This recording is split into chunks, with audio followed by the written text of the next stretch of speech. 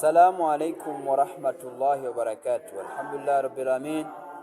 Wa sallallahu ala sayyidina Muhammadin wa ala alihi wa sahbihi ajma'ina, amma ba'd. Ndugu yangu mtazamaji, na kuletea kilipo ambayo ni hadithi ya Bwana Mtume Muhammad sallallahu alaihi wasallam. Amesema kwamba man adhnaba wa huwa yadhahaku dakhala an-nara wa huwa yabki, mwenye kutenda dhambi huku anacheka basi ataingia motoni huku analia. Mwenye kufanya dhambi huku anacheka ataingia motoni huku analia. Kwa hiyo unavyofanya labda ni zina au kujisikia raha, unamshika mtoto wa watu unajisikia raha, unafanya hivi, unakaa unatoa zile nguo zako dada, unakaa uchi kabisa hivi, nabaki na nguo ya ndani, ile nguo unayoishia humu unaibakisha ile, na unakaa hivi watu wakuone, wajisikia raha.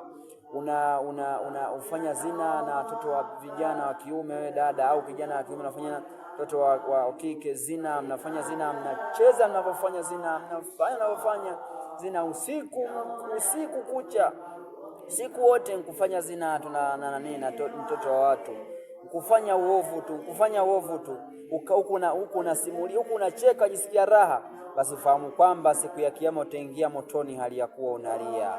Ndugu yangu mtazamaji, inshallah taala tujitahidi tujikinge na mambo maovu, inshallah angalau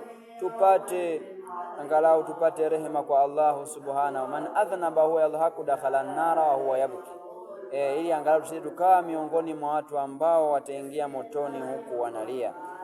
Tuingie peponi hali ya kuwa tuna furahi, tunacheka inshallah taala. Billahi tawfiq. Assalamu alaikum wa rahmatullahi wa barakatuh.